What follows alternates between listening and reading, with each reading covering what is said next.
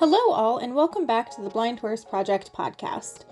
For those of you just joining, the Blind Horse Project aims to bring awareness and education about our equine friends after they lose their eyesight. In many rescues across the USA, if a horse is brought in that is blind, they are immediately put down without thought of rehabilitation or being put back to work. Similarly, most equine boarding facilities, which is how the majority of people house their horses, do not accept blind horses for board. And oftentimes, when an owner's beloved horse goes blind, the first thing that they hear from the professionals and the people around them is often the recommendation to put their horse down. The Blind Horse Project aims to bring the happy, actual reality to light in the public eye, that our horses can far more easily adjust and thrive than we give them credit for. We argue that our horses do not need to be euthanized after they lose their eyesight, and that once adjusted, our blind horses can come back to work as family horses, as competition horses, and even as therapy horses. We argue this by bringing the little-known but large community of blind horse owners into the limelight and give them a platform to share their journeys with the world. This is the Blind Horse Project. And today we are joined by Ambassador Renne Walker, owner and founder of GRG Ranch Horse Rescue and Sanctuary, located in Prior Lake, Minnesota. Hi, Renne. Thank you for joining the Blind Horse Project. Renne from GRG Rescue is with us today. How are you doing today? I'm doing pretty good, and it's actually GRG Ranch Horse Rescue and Sanctuary because I am extra.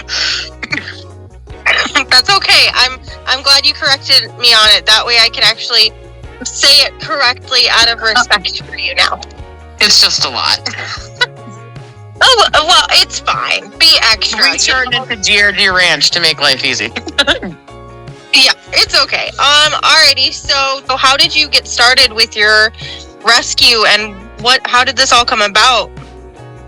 Well, I've been riding since I was 6 years old, and I started out riding quarter horses, and over time started working with horses and just sort of developed an affinity for the more challenging horses, which led me naturally to the problem horses, i.e. rescue horses, horses with a history. As I grew into adulthood and was in a point where I could own horses, I started to privately rescue, and I did that for a little over 17 years. And following support with the rescue side in terms of training and rehab and restarting rescue horses, as well as special needs horses and blind horses, I got some poking and prodding from my farrier and my vets. And following COVID and a whole bunch of dealings with some not super stellar rescues, back in 2022, decided to go ahead and start a 501c3 and start rescuing on a public scale and helping as many horses as I could. So back in April 7th of 2022, the official 501c3 rescue that is now GRG Ranch Horse Rescue and Sanctuary was born. The sanctuary component of that, since we're talking about blind horses, was really important to me because I wanted to make sure that some of the horses that we brought in that were harder to home had a safe place for the remainder of their life, whatever that meant for them, and to be able to provide them a quality life. So that means your blind horses, your horses with some special needs, and every single one of them deserves the opportunity to live out their days. I definitely agree with that. Okay, so what does GRG stand for? So I bought my property 18 years ago, and I had my horses previously boarded at a place that had more horses than they should have. And I moved my horses here, and a friend asked me what I was going to name my ranch, and I laughed to myself and I said GRG. And then she looked at me and she said, what does that mean? And I giggled to myself and I went, well, they all got here and they looked around and they went, grass, real grass. So that's the root of GRG. Oh, that's great. That is absolutely fantastic. And then to kind of there is a video somewhere on Facebook of that too. Oh God, that is so funny. And then just to put it in as a quick tidbit to our listeners, Renne is located in Prior Lake, Minnesota, for those wondering. Okay, so that's kind of how the origins of your rescue kind of got started. And then I know you said that you have a couple of blind horses at least, but I know today we're going to focus on a special one. So can you tell me a little bit more about that special one? Well, the first actually Ben is the first vision impaired horse that I've ever worked with. He is a one-eyed draft horse that came to me after losing his eye in an accident in the barn, and he was no longer useful at said barn, and I offered to take him in and give him a home. And he had been previously broke to drive. I was learning how to deal with a vision impaired horse, and we figured it out and worked on some under saddle work and learned how to ride under saddle, learned how to canter. I don't know if you're familiar with Amish training or training to drive. They typically discourage them from cantering. They want to keep that nice steady trot. So he needed to be retaught that to be able to transition from I call it the power trot, into an actual canter. And then I will say, with a horse that drives, teaching them to ride under saddle is pretty easy, but teaching them how to maneuver and handle traffic with one eye was a process. But he is a very, very kind-hearted, easygoing horse. He actually took everything pretty well in stride. So over time and working with him and getting him past his vision issues on his right side, he then transitioned from being my riding horse to being a lesson horse. Proved to be pretty steady Eddie. He has a big leg action, so then he transitioned into our therapeutic riding program. He's great for the sensory seeking kids that like that leg movement that keeps their body moving. I don't know if you're familiar with sensory seeking. If they don't have that sensory stimulation, they'll kind of create it. So they'll tend to pull on the reins, or they'll fiddle with the mane, or kind of shift around in their seat. So having a horse like Ben, who's a little close at the knee and has a big step to him, keeps them engaged, helps their body move, and then does a lot of really great things for their muscles in terms of rehabbing their body. So he's pretty incredible, and he was the first vision impaired horse that kind of showed me exactly what they were capable of. And from that point, it just kind of developed. Cool. So how did the therapeutic side of your rescue come about? Long story short, I have been dealing with mental health issues pretty much my entire life. So as I dove more into that and learned more about it, I started to research more into therapeutic riding. There's several therapeutic riding facilities in Minnesota. Did some shadowing and some work with them. I don't know if you're familiar with Path International. It's actually kind of the gold standard for therapeutic riding. So that was a program that I went through, and just to kind of develop in me trying to learn about my own mental health. I had my horse CJ at the time. I also had my horse Clifford, who went through that learning journey with me, and Clifford was probably the greatest therapeutic horse of all time. Unfortunately, I lost him to a lightning strike. So what separates a good therapy horse from a horse that wouldn't be suited for it? A lot of it is, it's to be a therapy horse, it kind of demands quite a bit from the horse. You have to be able to deal with a lot of fidgeting, a lot of moving around. You've got to deal with a lot of people close by, because if you're dealing with somebody with some physical disabilities, you need to have a sidewalker on either side, and then also somebody leading the horse. So they have to be able to handle a lot of people around them, a lot of patience, and be able to go really slowly. It's so, like, if you've got a hotter horse or an anxious horse or a horse that's dancy, clearly that's not going to be a safe situation. And typically that movement on their back that's required with a therapy situation can amplify that. That said, I do want to emphasize the fact that it's not just physical therapy that's therapeutic riding. There's a lot of behavioral and developmental stuff that is, for lack of a better way to put it, kind of overlooked in how helpful it is to deal with horseback riding. I personally have ADHD, OCD. I'm on the spectrum, among a list of other things. I deal with depression. In terms of learning how to actually be organized and deal with my own personal emotional outbursts, horses have been good for that. It's great for kids dealing with the same things, struggling with anxiety, struggling with ADHD. You do have to learn patience, and horses help you learn that. And then their demeanor in and of itself is therapeutic. That said, there are also some kids that aren't capable of getting on a horse's back. That's where horses on the ground can be that tactile for grooming and just being around them. Yeah, I've heard some pretty cool things about how even the way a horse's heart beats and sends out electromagnetic signals actually affects us. Yeah, and they can actually hear a heartbeat from up to 10 feet away. The really cool thing is, and if you're dealing with physical disabilities. If you've got somebody in a horse's back, especially a horse like Ben, who's got a big motion, it actually moves all of the same muscles that walking does. So if you're dealing with a child that's wheelchair bound and doesn't have that leg strength, you can actually help them rehabilitate the muscle even though they can't physically do it themselves. It's kind of interesting. AQHA has a really good article that details what therapeutic riding has done for physical disabilities. With autistic kids, it has actually helped them verbalize things that they couldn't verbalize before. That's a pretty incredible thing to watch. They'll might struggle with words, but all of a sudden they'll be able to say a horse's name because it means that much to them. So that's pretty wide spectrum of the incredible things that horses can do for people. Yeah, that's really, really cool. I know I volunteered at a therapeutic riding stable when I was 12. It's been 20 years now, so I don't remember the name, but I do remember some of that.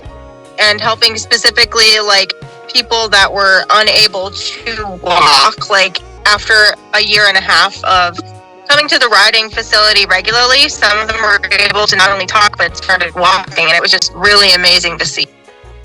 Yeah, the AQHA study, there was, after 6 months, there typically was a 60% improvement in mobility, meaning their joints were more mobile. And then in nonverbal kids, there was typically a 35% increase in their verbalizations, whether that be just sometimes they can only make a noise, but they can make a new noise, or they're making multiple noises that they weren't making before, or they're able to actually say the horse's name, or they're able to say a word associated with riding. So it's pretty incredible what they're able to break through. Have you ever come across any kickback from using a vision impaired horse in your program? Honestly, I have not, personally. That's a pretty short answer. That is one of those horses where even if you kind of wonder about it at first, once you meet him, you get it. And that's just sort of the vibe he gives off. And that same could be said with Oreo, really any of the blind horses that you work with. If they've had any question about it ahead of time, and that said, and I guess I will say, I'm probably so used to it, I don't mention that he doesn't have one eye until they show up there. And at that point, they've already met him and they know he's great. Okay, so that's really the more accurate answer. It doesn't even occur to me to mention it, and then I mention it when they meet him, and by that point they've met him and they know he's fantastic. That's fair enough, right? I mean, that's a pretty good strategy. Okay. I mean, that said, if it were, I haven't done that with a totally blind horse. I feel like that's something I would bring up ahead of time. So we'll put a pin in that, and that might be happening because Oriole's looking at getting trained at our saddle this year. So you said in an earlier, like just a little bit ago, that the blind horses have a specific energy to them. Can you go in a little bit more depth in that? I mean, I really think every horse has a specific energy to them, blind or sighted.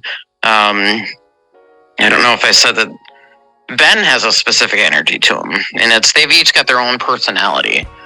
I think once they're comfortable in their surroundings and they're in a place where they feel secure, they have a confidence that people don't expect. And that instantly makes them weave their way into your little heart. Absolutely, and that makes sense. What are your future plans with Ben? Ben is in his mid-20s, late mid-20s at this point. He's still part of our therapeutic lesson program because it doesn't demand a whole lot from him, but he's semi-retired. So he'll continue to give therapeutic lessons and do easy, light stuff now that he's in his older age, and as long as he continues to enjoy it, he'll keep teaching. And then at that point, he'll switch over to more of the tactile. So he'll come out for the kids that can't ride, and they'll spend time grooming him, or he'll just meet and greet visitors to the rescue. That's really, really awesome. Okay, so do you have any advice for anybody that might be looking at a blind horse that's kind of new to that? Like, do you have any words of any encouragement? Absolutely seek out as many resources as you can. Typically, universities will have a lot of resources, like the U of M has a lot of really great articles and then links to different articles. They've done a handful of studies on blind horses. Unfortunately, there's not a lot, but I would definitely say consult with your vet.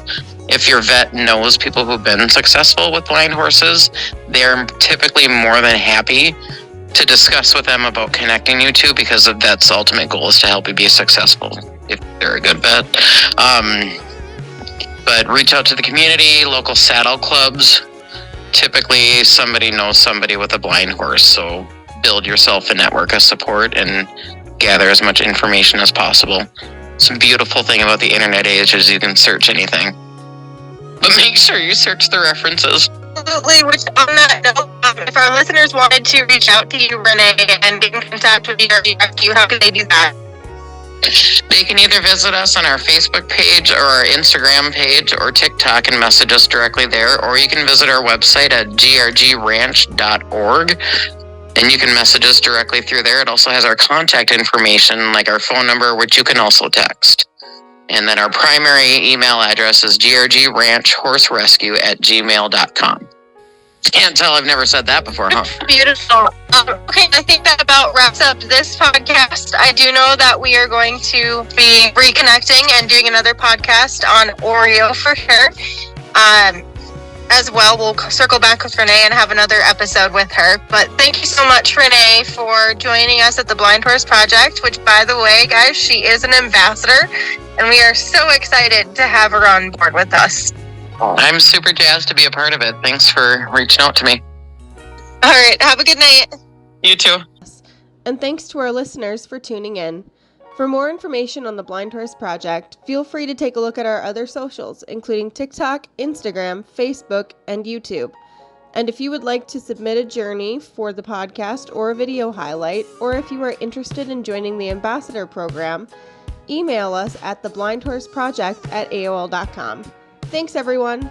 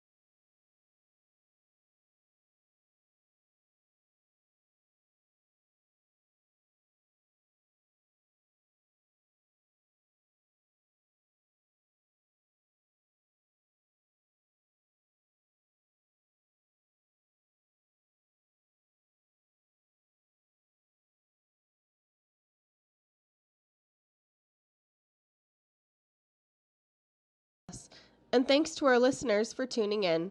For more information on the Blind Horse Project, feel free to take a look at our other socials, including TikTok, Instagram, Facebook, and YouTube. And if you would like to submit a journey for the podcast or a video highlight, or if you are interested in joining the Ambassador Program, email us at theblindhorseproject@aol.com. Thanks, everyone.